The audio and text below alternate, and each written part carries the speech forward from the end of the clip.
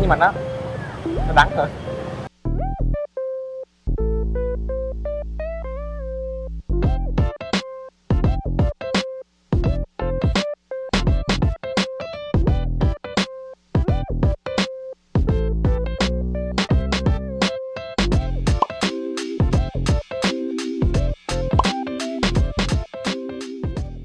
Hello mọi người, chào mừng mọi người đến với tập 2 của series Sài Gòn đi đâu của tụi mình.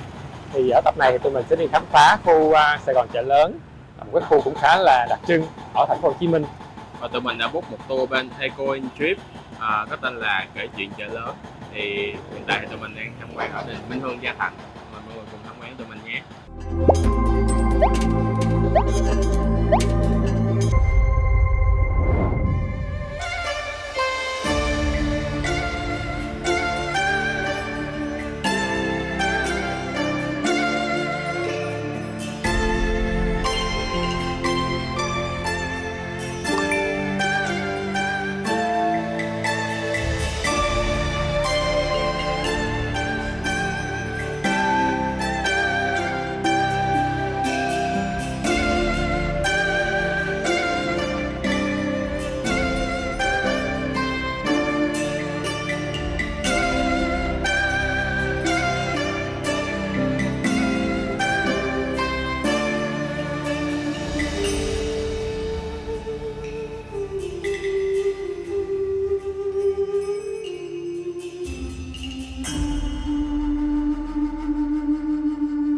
Ở chỗ này gọi là Minh Gia Thạnh Đường, là cái từ này là do Vua Gia Long ban cho đình Minh Hương Gia Thạnh Đường. Còn hai bên hai cái vòng kia hai bên là về bên đây là Minh Hương xã, chữ hương mà nghĩa là làng này, chữ hương này.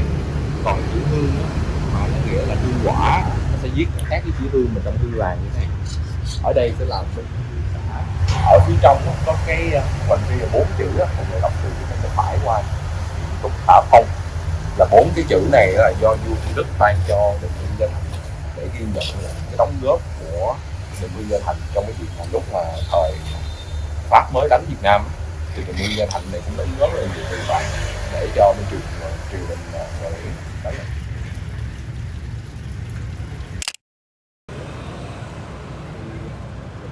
Bây giờ thì tụi mình mới vừa đi tham quan ở đình Minh Hương Gia Thành. Minh Hương Gia Thành xong.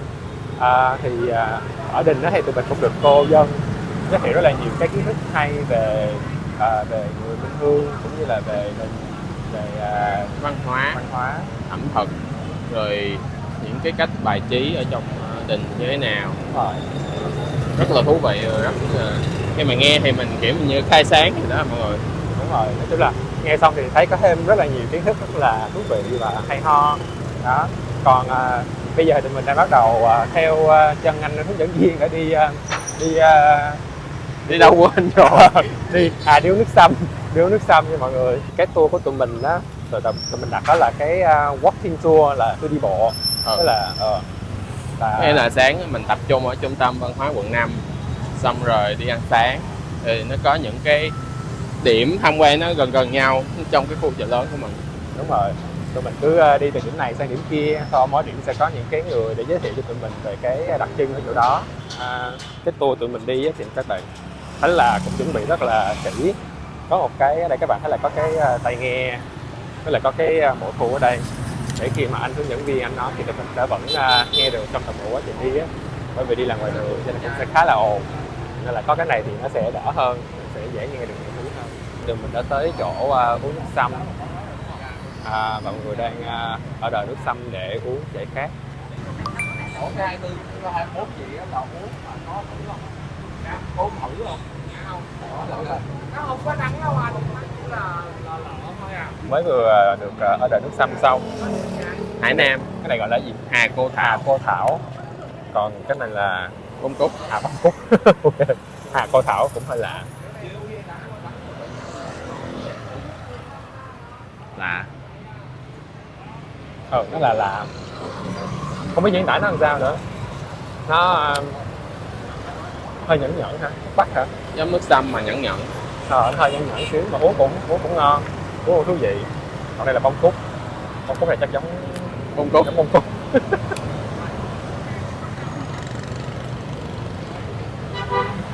Nó là nước sâm bông cúc mọi người, nước sâm bông cúc. Thế nhưng mà nó đắng hơn, nó có cái vị đắng hơn bình thường, mà nó sẽ ngọt hơn, hay nó sẽ đắng đắng. Ngon quá chứ. Mà ngon. Ồ. Mà ngon, nó khác cái vị mình hay uống.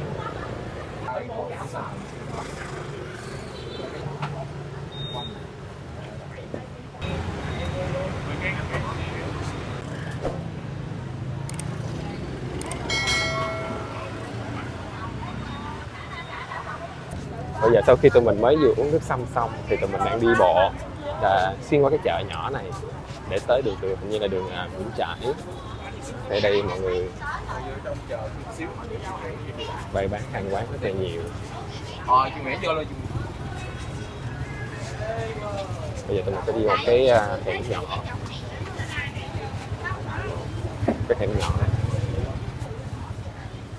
Bây giờ mới đi vô đây. Một cái không gian thế giới khác của mọi người, bước về quá khứ. Nhưng hoài niệm bước về quá khứ.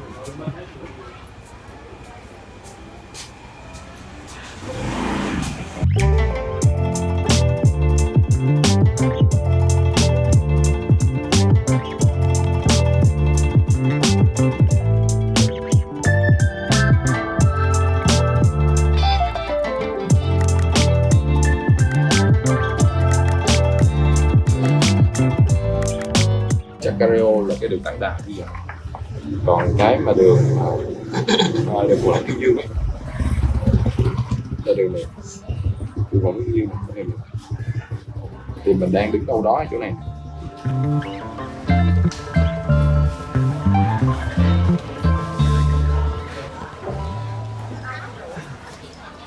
Và bây giờ thì tụi mình đã đi ra khỏi khu hẻm Hà Nẵng. Bây giờ sẽ tiếp tục ra khu chợ, rồi ra đến khu mặt tiền đường. Đường này là đường Nguyễn Trãi. Đây hình như là chợ xã Tây mọi người. Đúng rồi, chợ xã Tây.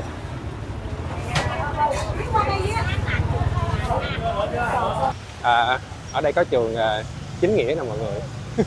Thì hồi xưa cái trường mình học, trường tiểu học là trường Minh Đạo. Đó, nằm phía bên kia đường Phù Đổng Thiên Dương. Thì ngày xưa là trường Minh Đạo với trường Chính Nghĩa là hai trường đối thủ của nhau. Ok. Nhưng mà thật ra là trường Chính Nghĩa mình thấy kiến trúc nó rất là đẹp. Có hình như là bên trong trường Chính Nghĩa là có chùa hay là có cái đình ở bên trong á. Cho nên là đó, cũng khá là thú vị, kiến trúc cũng hay, trường là bên trong chùa.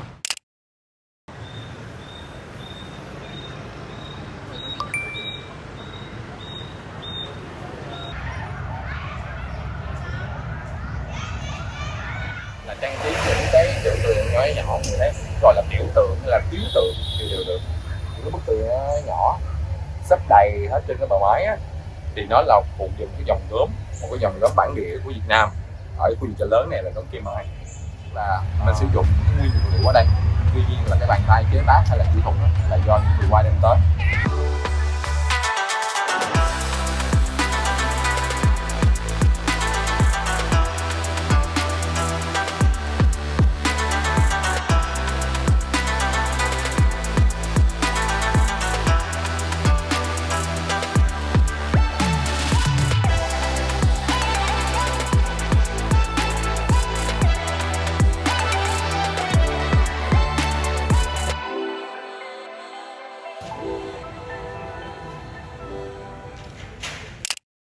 Tụi mình bây giờ thì mới vừa tham quan xong chùa Bà.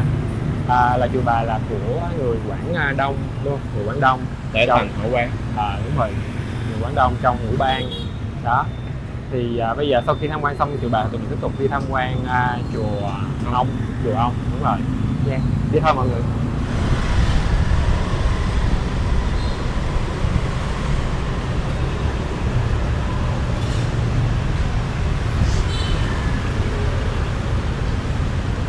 Và bây giờ thì tụi mình đã tới chùa Ông rồi mọi người ơi. Và thì ra đó giờ ngôi chùa ở trong trường Chính Nghĩa đó chính là chùa Ông. Mà mình không có biết tên chùa. Bây giờ mình mới biết tên chùa gọi là chùa Ông. Giờ tụi mình đi vào một khoảng sân rất là rộng. cái sân đình phía trước rất là rộng mọi người. Cái trường, cái cổng riêng. Ok. Đúng rồi đó, cái trường kế bên. Vui vậy? Đúng rồi đó mọi người, cái trường nhỏ nhỏ, cái cổng nhỏ nhỏ kế bên đây là chùa Ông.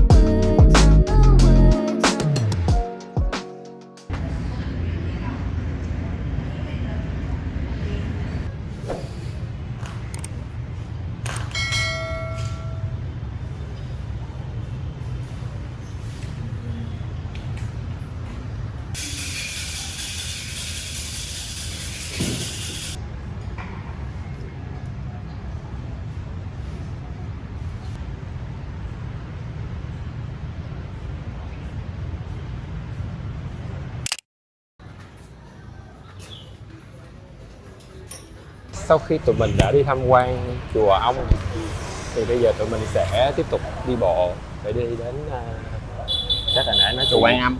Chùa Quan Âm. Chùa Quan Âm, và nếu được thì tụi mình sẽ ghé ngang cái Tinh Sơn Võ Đường. Tụi mình đang hình như là đi vào để tham quan cái Tinh Sơn Võ Đường. Bây giờ sẽ leo cầu thang để đi lên.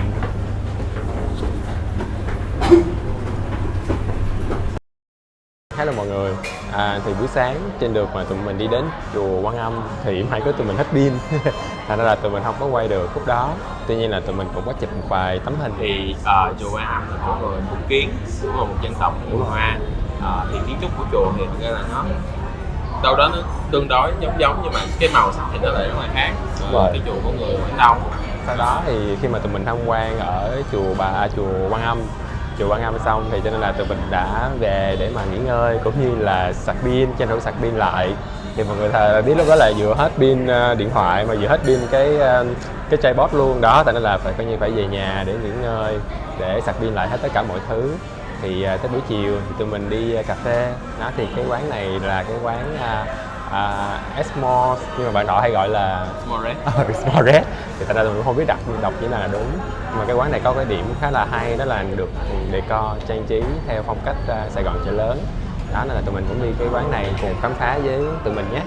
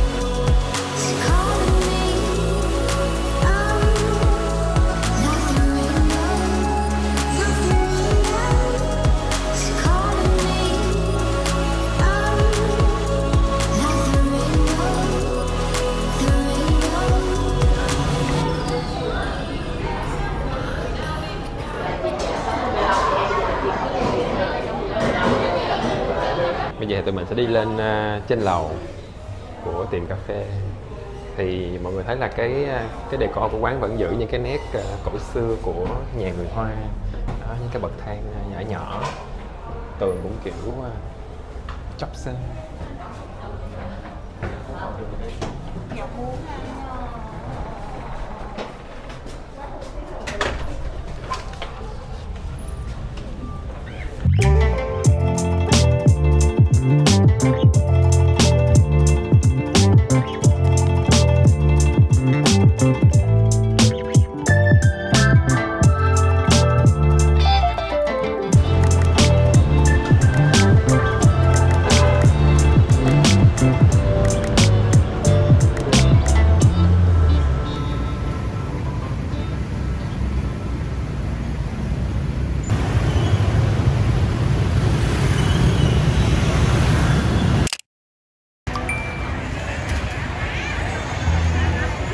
Tại đây sau khi tụi mình đi cà phê Expo xong thì tụi mình cũng đã đến tham quan ở cái lễ hội ẩm thực chợ lớn.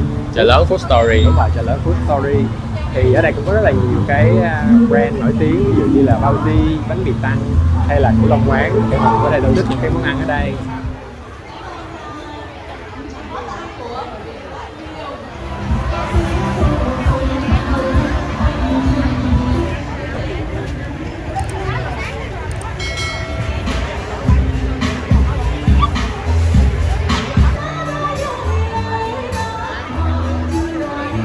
Mới vừa đứng xếp hàng và mua bao di xong thì hết Trăm ba.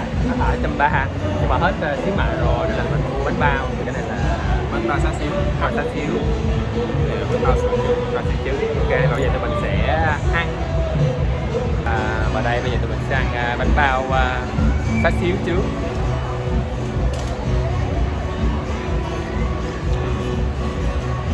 Chấm mềm đó. Chấm mềm. Bên trong có xá xíu khá là đậm đà, ngon, em nếm vừa miệng. Bánh bao không bị khô quá, ăn khá là ok.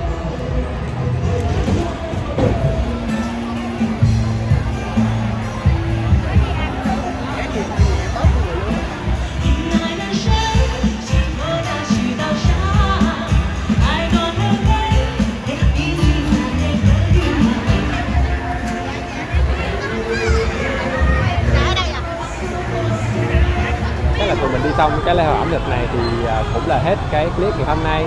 Các mọi người đã theo dõi nhé và bye bye.